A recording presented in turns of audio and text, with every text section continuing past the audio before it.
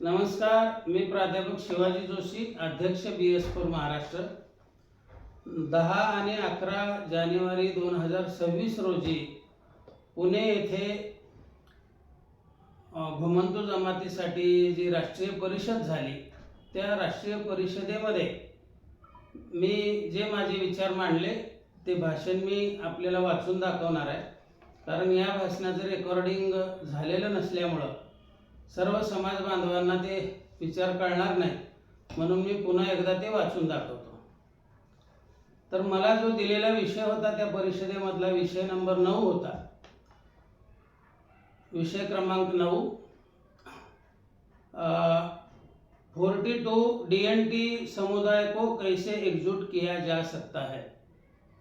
हमारी घुमंतू जनजाति की संगठनाएं 1968 से बन रही है. आज महाराष्ट्र प्रदेश में इसकी संख्या 600 के करीब है. फिर भी हमारी एकजुट नहीं हो रही है. हमारा असंगठन ही हमारी प्रमुख समस्या है और यही विषय पर मैं अपनी बात रखने जा रहा हूँ. पहले हम सोच ले कि किसको एकजुट करना है. ये सवाल में दूसरा सवाल ऐसा है कि हम एकजुट किसकी कर रहे हैं, किसको एकजुट होना है. तो मेरा जो है ये कुछ पॉइंट में मैं बताना चाहता हूँ. पहला पॉइंट है, हम कौन है हमको मालूम नहीं है. हमारा देश भारत है लेकिन उसको इंडिया कहते हैं. हमारा कोई धर्म नहीं है. हम आदिम घुमंतू आदिवासी है, फिर भी हमको हिंदू कहा जाता है. ये तो देश और धर्म की बात है, यह मेरा आज का विषय नहीं है. तो हम कौन है. अंग्रेज हमको नोमैड्स कहती थी, नोमैडिक ट्राइब्स कहती थी. 1871 में क्रिमिनल ट्राइब्स एक्ट आने के बाद 42 कास्ट में डिवाइडेशन किया गया. ये महाराष्ट्र में हो गया. तो 28 नरम और 14 गरम जमाती बनाई गई. 28 नरम जमाती को संशयित गुनहगार जमाती बनाया गया. उसको इंग्लिश में suspected criminal nomadic tribes SCNT कहा जाता था. 14 नरम जमाती को notified criminal nomadic tribes NCNT कहा जाता था. SCNT के एक जगह ठहरने पे प्रतिबंध लगाया गया था. NCNT को सेटलमेंट कैंप में ठूसा गया था. इनको एक जगह से हिलने पर प्रतिबंध लगा दिया था. भारत के स्वतंत्र होने के बाद 1952 में 28 घुमंतू जनजाति को SCNT से NT कर दिया गया, नोमैडिक ट्राइब्स, और 14 घुमंतू जनजाति को NCNT से DNT कर दिया. प्रधानमंत्री नेहरू जी के सोलापुर आने के बाद उसे वीजे विमुक्त जाति बनाया गया. सरकारी दफ्तर में हमें DTNT या NTDNT कहने लगे.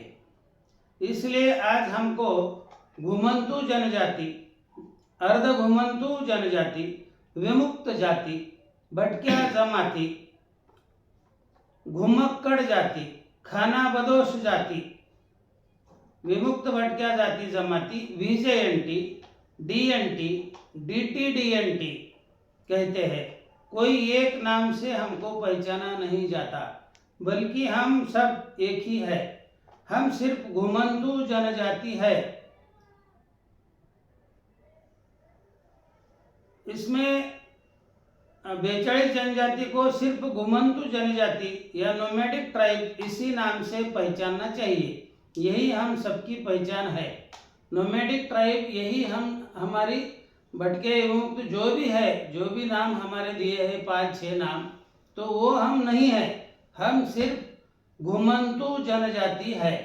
डेनोटिफाइड जो है वो अंग्रेजों ने नोटिफाइड किया, बाद में डेनोटिफाइड किया। तो इसको लेने से कोई मतलब नहीं है। बोले तो पूरी जो 42 जाति है उसको नोमैडिक ट्राइब ही कहना चाहिए, और एक ही नाम है वो हमारी जाति का। मेरा दूसरा बिंदु है, तो हम कौन है? तो हम एंटी है। हम पूरे, पहला सवाल जो था मेरा कि हम कौन है, तो उसका आंसर है कि हम सिर्फ एंटी है, कोई डीएनटी नहीं है, कोई वीजेएनटी नहीं है, कोई कुछ नहीं है। हम सब एंटी है, नोमैडिक ट्राइब्स, जिसको हिंदी में घुमंतु जनजाति कहा जाता है। मेरा दूसरा पॉइंट है, हम मागास है या सवर्ण? हमारा मित्र कौन है? हम मागास है या सवर्ण है?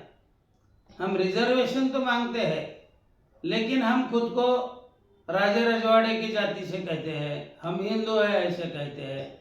तो हमारे इसमें भी एक वाक्यता नहीं है, इसलिए हमको समझना पड़ेगा कि हम कौन है। तो भारतीय समाज व्यवस्था में दो प्रमुख धारा है। पहली धारा है सवर्ण और पिछड़ा, जिसको ओपन और ओबीसी कहते हैं, वो सवर्ण है। उच्च वर्णीय समाज और शूद्र समाज कहते हैं, ओबीसी को शूद्र समाज और ओपन को उच्च वर्णीय समाज कहा जाता है। तो ये दोनों समाज जो है वो गांव गाड़े में रहने वाली जाति है।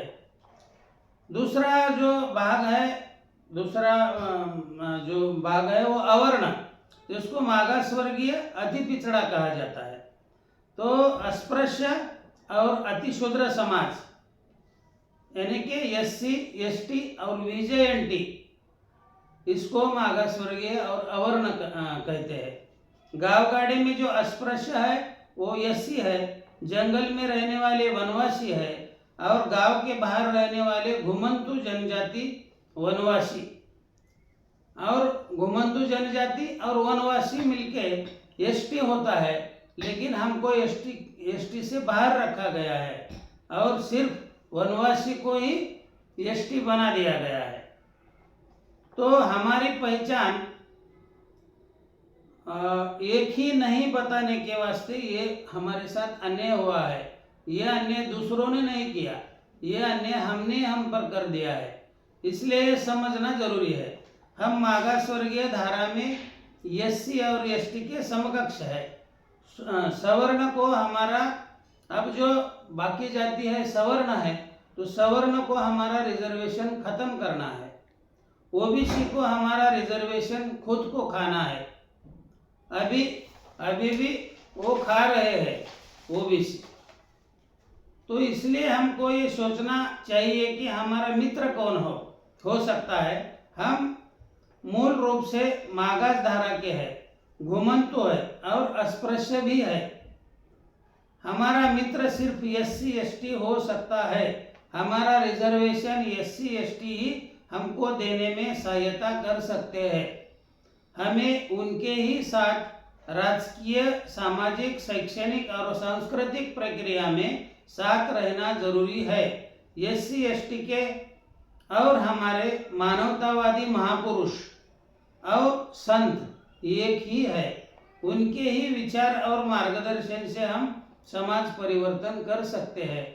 जब ओबीसी को न्याय दिलाने की बात आई तो कांशीराम जी ने आंदोलन करके मंडल आयोग मंजूर कर लिया और ओबीसी को न्याय दिया। ओबीसी को किसने न्याय दिया?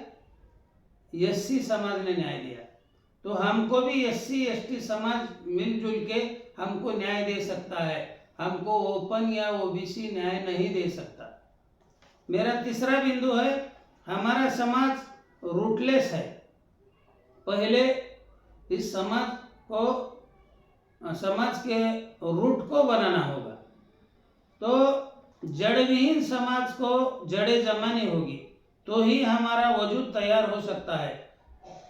नया नया बीज बोना पड़ेगा, नई जड़ें जमानी पड़ेगी। 80% सामाजिक कार्य और 20% राजकीय संघर्ष, स्ट्रगल, इसी धरती पर हमको काम करना होगा। यह काम केवल बैठकों, सम्मेलनों और कार्यकर्ता शिविरों के आयोजन से नहीं होगा।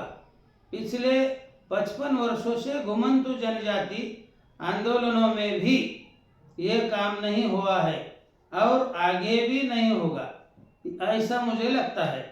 क्या हम सब सिर्फ एसटी आरक्षण के लिए ही इकट्ठा हुए हैं? क्या हम सिर्फ इसी मुद्दे पर अपने विचार व्यक्त करना चाहते हैं? क्या संवैधानिक आरक्षण मिलने मात्र से हमारा परिवर्तन हो जाएगा? हमें घुमंतु जनजाति के समग्र परिवर्तन के लिए स्वतंत्रता संग्राम फिर से लड़ना होगा। इसके लिए बड़े बलिदान और त्याग की आवश्यकता है। समाज के हर व्यक्ति को इस कार्य के लिए स्वयं को समर्पित करना होगा। हमारा परिवर्तन सिर्फ एसटी आरक्षण का चक्कर लगाने से नहीं होगा। एससी और एसटी को आरक्षण है, फिर भी एससी बहुत आगे निकल गया है, क्योंकि एससी ने समग्र परिवर्तन के विचारों को अपनाया। संतों और हमारे महापुरुषों के मानवतावादी विचारों को अपनाकर उन्हें व्यवहार में उतारा। शिक्षा का विशेष ध्यान रखा, जान की परवाह किए बिना संघर्ष भी किया और अपना सर्वोच्च बलिदान भी दिया। एससी समाज ने दिया है, इसलिए एससी समाज आज मागासों में सबसे आगे है। मेरा तीसरा मुद्दा जो है वो बुद्धिजीवी समुदाय को एक साथ लाकर सक्रिय बनाना होगा, तो ही इस समाज का संगठन हो सकता है। दूसरा कोई भी चारा नहीं है, विकल्प नहीं है। एक ही विकल्प है सब समाज को संगठित करने के लिए, तो वो है बुद्धिजीवी समुदाय को एक साथ लाकर, सिर्फ लाकर नहीं तो उसको सक्रिय बनाना होगा, तो ही हम एकजुट हो सकते हैं। तो समाज में परिवर्तन सिर्फ बुद्धिजीवी वर्ग कर सकता है, ला सकता है। बुद्धिजीवी समुदाय के निष्क्रियता के कारण आज हमारी यह दशा हो गई है। हमने नौकरी के लिए पढ़ाई की, रिजर्वेशन की बदौलत बड़े पदों पर विराजमान हुए, अपने पर्सनल डेवलपमेंट में लगे रहे, समाज के प्रति अपना फर्ज भूल गए। हमें तो तन मन धन से पे बैक टू सोसाइटी करना चाहिए था, संगठन को मार्गदर्शन करके शक्ति प्रदान करना था, लेकिन ऐसा नहीं हुआ। बुद्धिजीवी समाज की अनदेखी, हिम्मत की कमी। कोई काम करने के लिए डेयरिंग किसने नहीं की? समाज का काम करने के लिए हिम्मत किसने नहीं की? और समाज के लिए अपने समर्पण भाव की कमी के वजह से घुमंतु जनजाति के मूवमेंट को देखते तक नहीं है। बुद्धिजीवियों के मूवमेंट को गाइड भी नहीं किया और कंट्रोल भी नहीं किया, इसलिए मूवमेंट यानी कि चळवळ दिशाहीन हो गई, अर्थहीन हो गई, बलहीन हो गई और कभी खड़ी नहीं हो पाई। हमारा अमीर बुद्धिजीवी वर्ग कभी गरीबी में जीता था, लेकिन आज सैकड़ों करोड़ों प्रॉपर्टी होने के बावजूद वे समाज के लिए दान नहीं करते, वे समाज का कर्ज नहीं चुकाते। सबसे पहले बुद्धिजीवी समुदाय को संगठित करना होगा, उनको प्रशिक्षित करना होगा, उन्हीं की मदद से इंफ्रास्ट्रक्चर तैयार करना होगा। दूसरा कोई चारा नहीं है। एकजुट करने के लिए यही एक सहारा है। मेरा पांचवा मुद्दा है, एक ही काम को बार बार करना हमारी आदत बनी है। हम कॉपी करने में सबसे आगे है। हम संशोधन नहीं करते, हम कॉपी करते हैं और इसलिए फेल होते हैं। किसी काम का हम एनालिसिस नहीं करते, रिव्यू नहीं करते। एक प्रोग्राम हो गया, दूसरा प्रोग्राम की राह देखते बैठते हैं, बाद में कुछ भी उससे लेते नहीं, देते नहीं, कुछ भी काम नहीं करते। समाज की भलाई को ध्यान में रखते हुए हमने 2021 में ऐसी ही महाराष्ट्र स्टेट लेवल एक मंथन परिषद का आयोजन किया था।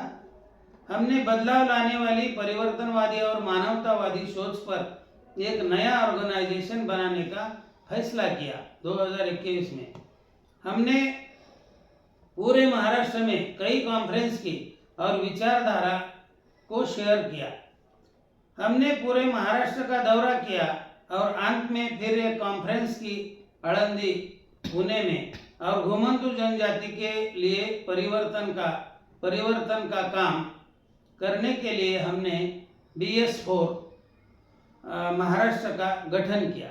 BS4 यानी कि भटका शोषित समुदाय संघर्ष संगठन महाराष्ट्र, ऐसा लॉन्ग फॉर्म है उसका शॉर्ट फॉर्म BS4 है।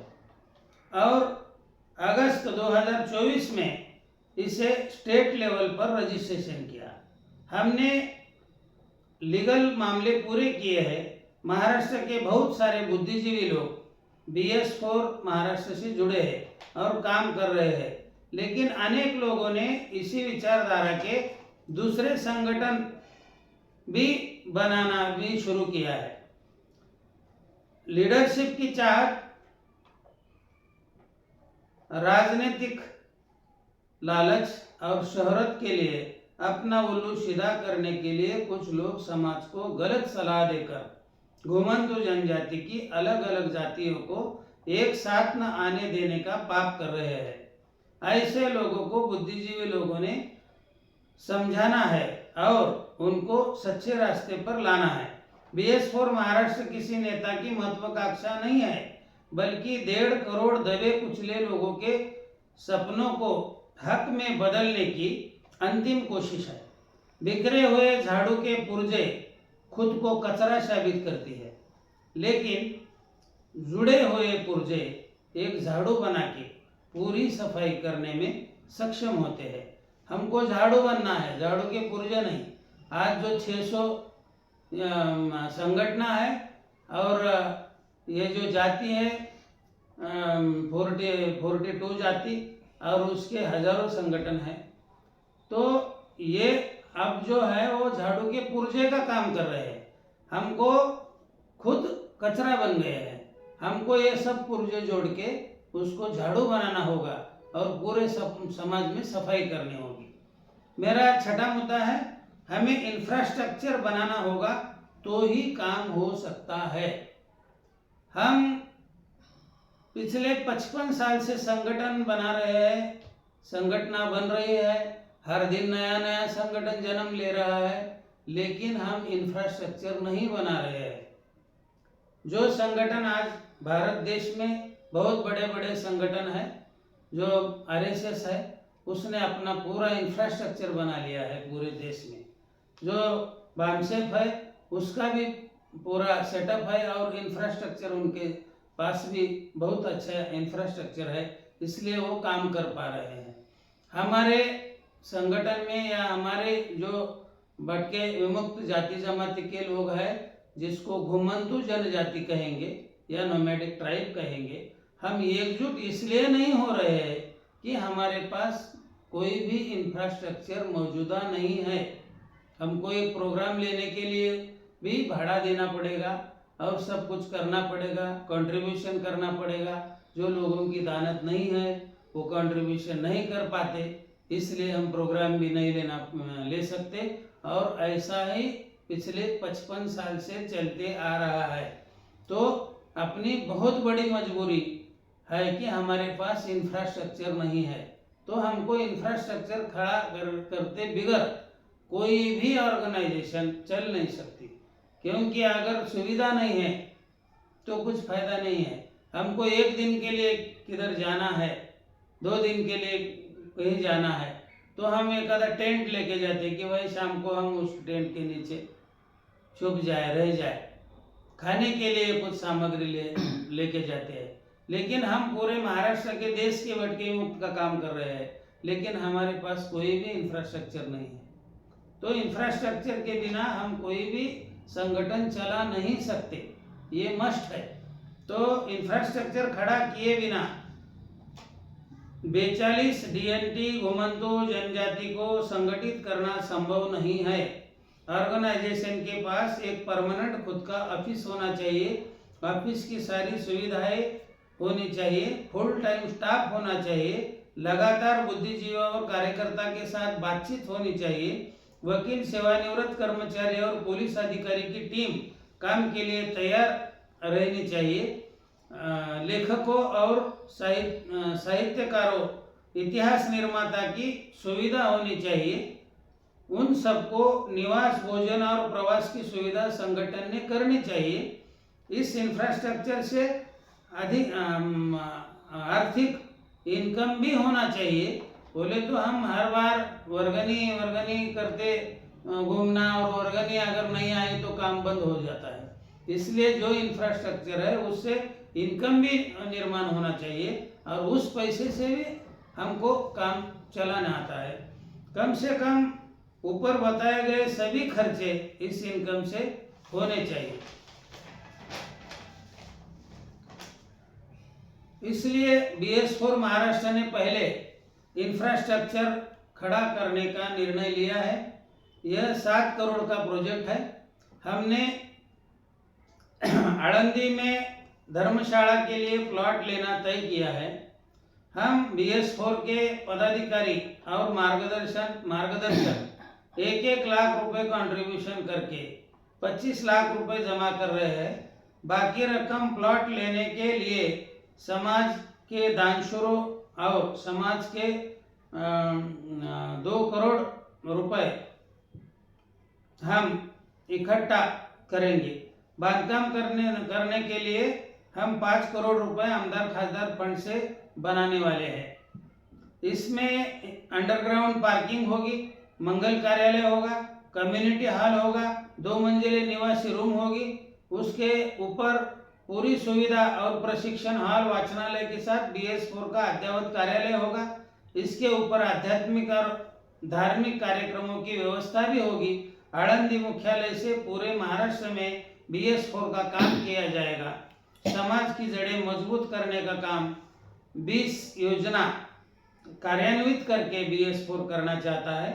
इसमें संगठनात्मक बांधनी है, सामूहिक विवाह सोड़े है, शैक्षणिक उपक्रम है, आर्थिक सक्षमीकरण कार्यक्रम है, प्रशिक्षण उपक्रम है, बेरोजगारों को घूमते वाचनालय देना है, वधूवर सूचक प्रोग्राम, संस्कार वर्ग और स्टडी रूम। हर गांव में हमको स्टडी रूम बनाना है।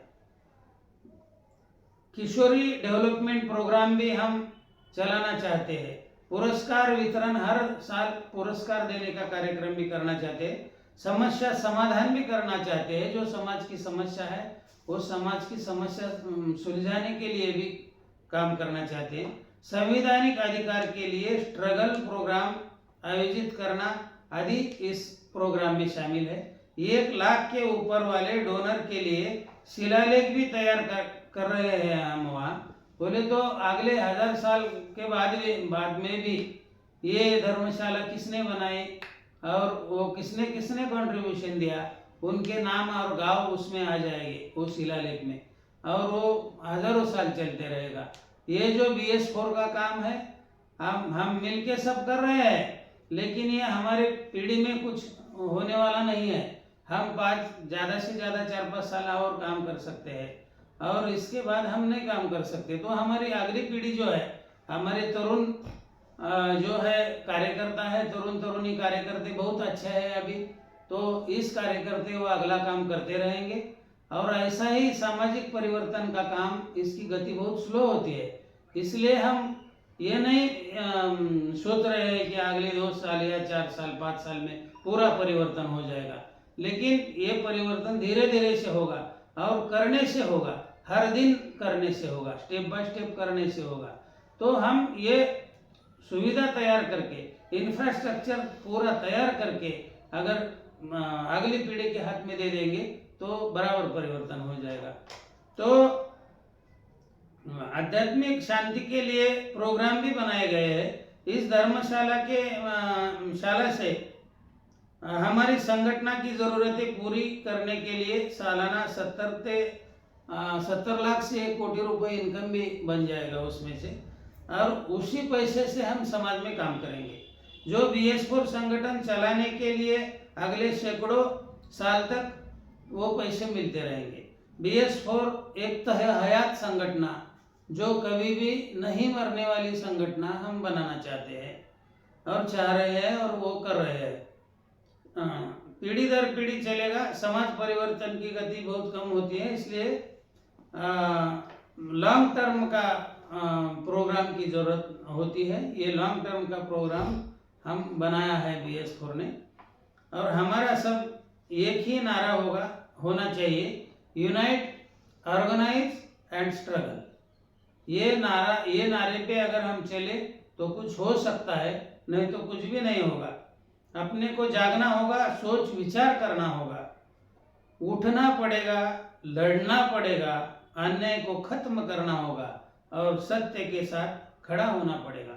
यही मेरा भाषण था और यही भाषण मैंने उसी दिन 11 तारीख को पढ़ के दिखाया है।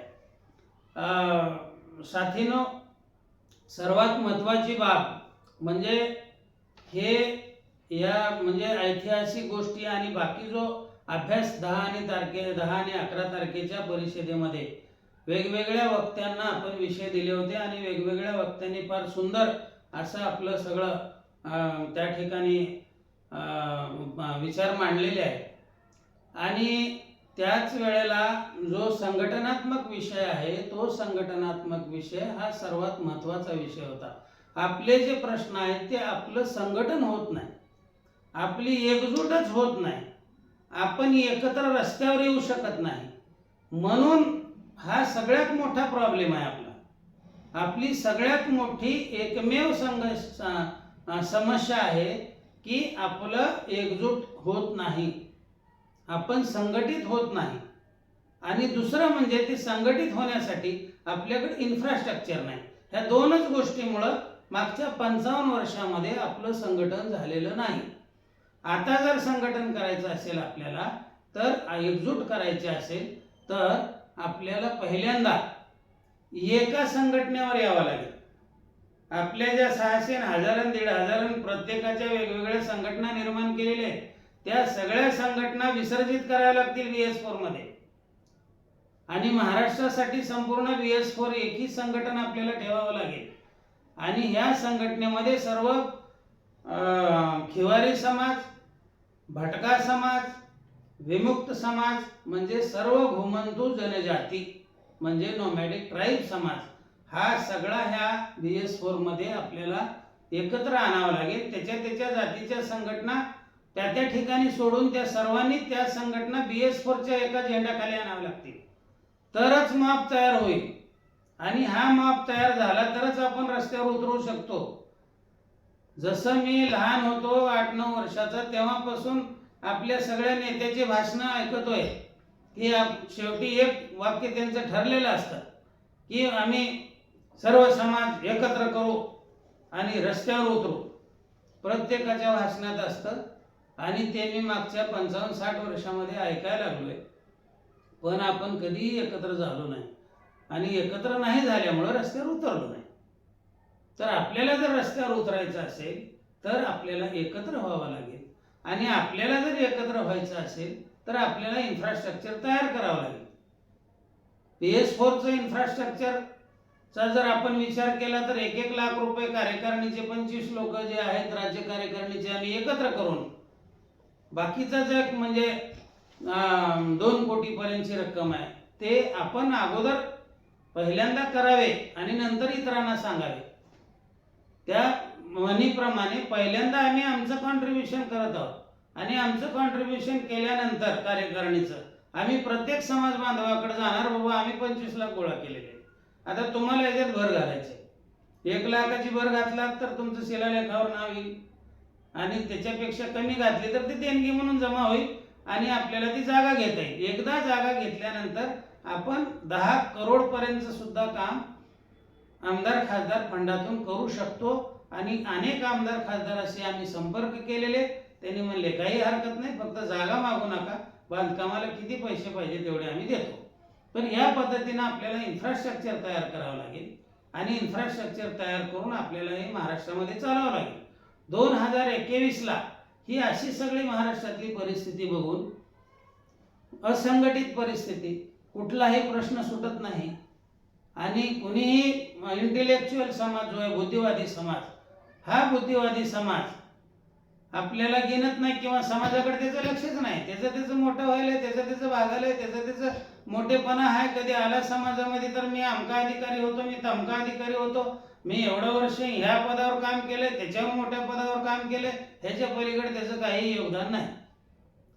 तर आपला जे शिकले सवरलेला समाज आहे, पेन्शनर आहे, मोठ्या मोठ्या पदावर राहतो आहे, ह्या सगळ्या समाजाने द्या ना 1-1 लाख रुपये धन उभा करा.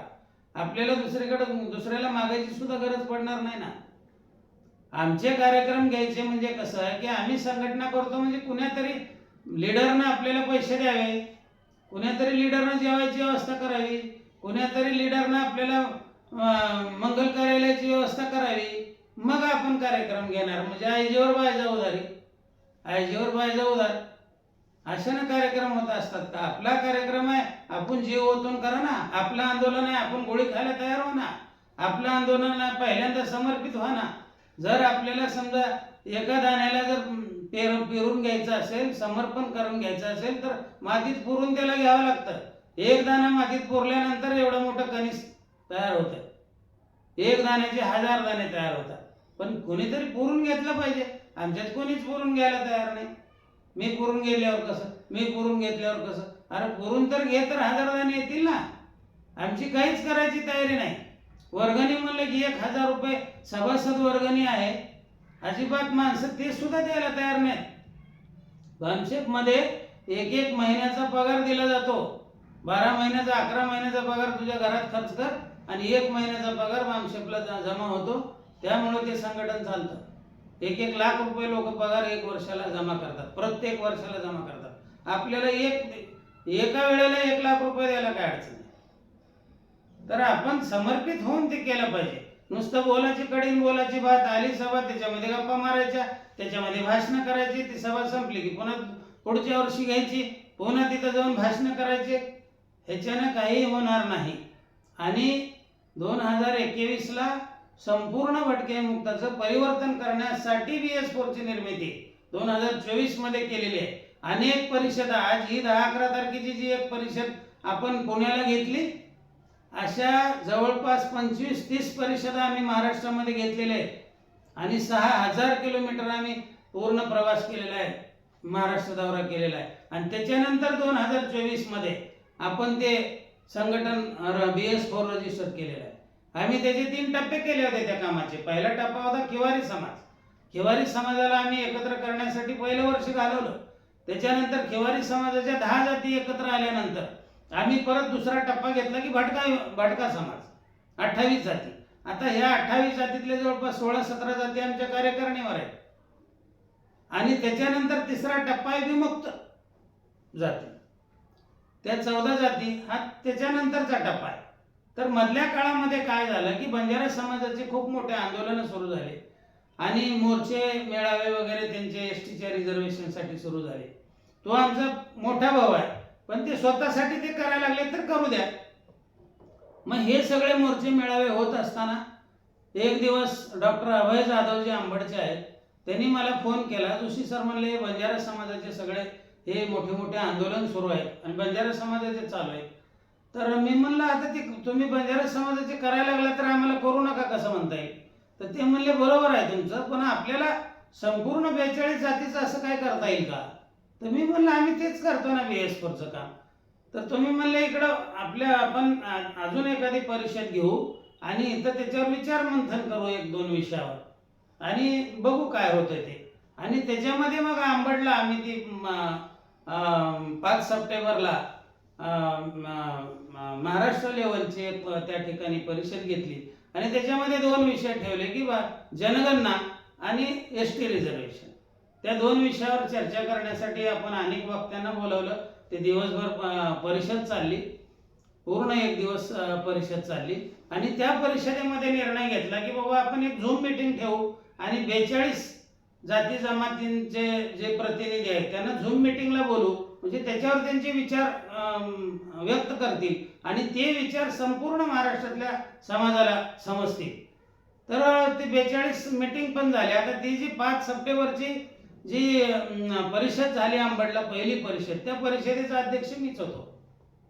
त्याच्यानंतर 42 जनजाती ज्या हे झाले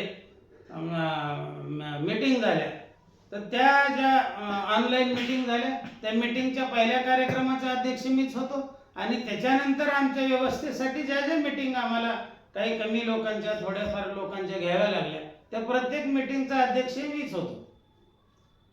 म्हणजे BS4 ही खूप मोठी भूमिका याच्यामध्ये वठवलेली आहे, हे आपल्या सगळ्यालाच माहीत आहे. आणि पहिल्या दिवसापासून म्हणजे अंबडच्या 5 सप्टेंबरच्या परिषदेपासून 10-11 जानेवारीपर्यंत मी पूर्ण वेळ त्याच्यासाठी मेहनत करतोय BS4चा अध्यक्ष म्हणून. आणि आमचे सगळे पदाधिकारी बाकीचे सुद्धा त्याच्यामध्ये आम्ही सतत काम करतोय त्याचं. तर त्याच्यानंतर 10-11 तारखेला जी परिषद झाली, त्याच्यामध्ये संघटन जो विषय आत्मा आहे, म्हणजे ज्या विषयामुळं आपलं 55 वर्षात काहीही झालेलं नाही पाठीमागच्या, आता जे बी काय होणार आहे ते एक संघटन झाल्यामुळंच होणार आहे. संघटन झालं नाही तर काही होणार नाही. मागच्या 55 वर्षामध्ये तर साधारणपणे 20-23 जाती तर रिमूव्ह झाल्या त्याच्यातून, म्हणजे डिलीट झाल्या. आता ह्या 42च्या 42 जाती पुढच्या काही 50-50 वर्षामध्ये त्या रिमूव्ह होऊन जातील, म्हणजे त्या सुद्धा कोणाला माहीत राहणार नाही. ही परिस्थिती येणार आहे जर आपण संघटित झालो नाही तर. म्हणजे संघटित होणं किंवा 42 जाती कशा संघटित होतील, तर ह्या विषयाला 1.5 तास दिलेला होता टाइम टेबलमध्ये. आणि 1.5 तास दिल्यानंतर मग त्याच्यामध्ये जे त्या विषयाचे अध्यक्ष हे केले होते संयोजकांनी, म्हणजे दिगंबर राठोडने ते सगळं तयार केलं. त्यांनी ते बालकराम सासीला त्याचा अध्यक्ष केला होता, पण ते ऐन वेळेला आले नव्हते. म्हणजे 1.5 तासाच्या वेळेमध्ये तो विषय चर्चेला जाणं गरजेचं होतं. आणि त्याच्यासाठी मी तर 5 तास बोलू शकतो ना. माझ्याकडे अजून भरपूर मुद्दे आहेत. संघटित कसं व्हायचं, आणि तेच आपण करत नाही मागच्या 55 वर्षामध्ये. तेच झालं पाहिजे तरच संघटन होतं. तर त्या विषयाला एवढं दिगंबर राठोडने त्या विषयाला काही महत्त्व दिलंच नाही. आता ते कशावर ते काय करायचं होतं माहीत नाही, पण त्यांनी फक्त 25 मिनिट वेळ दिला मला, आणि 25 मिनिट दिला आपल्या सुग्रीव राठोडला. त्याच्यामुळे जो 1.5 तासाचा विषय होता तो आला 50 मिनिटावर. आणि ते मला त्याच्यातले फक्त 25 मिनिट मिळाले. त्याच्यामुळे मला कुठल्याही गोष्टी त्याच्यामध्ये अधिक चर्चा करता आली नाही. आणि तो विषय म्हणजे जवळपास परिषदेमध्ये अर्धा विषय तोच व्हायला पाहिजे, अर्धा वेळ त्या विषयाला मिळायला पाहिजे होता. 1-1.5 तासानं सुद्धा त्या विषयाला न्याय मिळणार नाही, कारण आम्ही संघटितच होत नाही, हाच सगळ्यात मोठा प्रॉब्लेम आहे. आणि त्या ठिकाणी मग शेवटचा जो टप्पा होता, ती परिषद जी होती त्याचं मी काही विषय पण दिले होते महिलांसाठीचे, किंवा महिलांना त्याच्यामध्ये आपल्याला काही चान्स देता येईल, काही त्यांना संधी देता येईल. पण ते विषय सुद्धा ऐन वेळेला त्यांनी त्या कार्यक्रम पत्रिकेमध्ये घेतले नाही. पण ठीक आहे, आता कोणीतरी एक जण काम करताय म्हणल्यावर त्याच्या पाठीमागे असणं गरजेचं असतंय.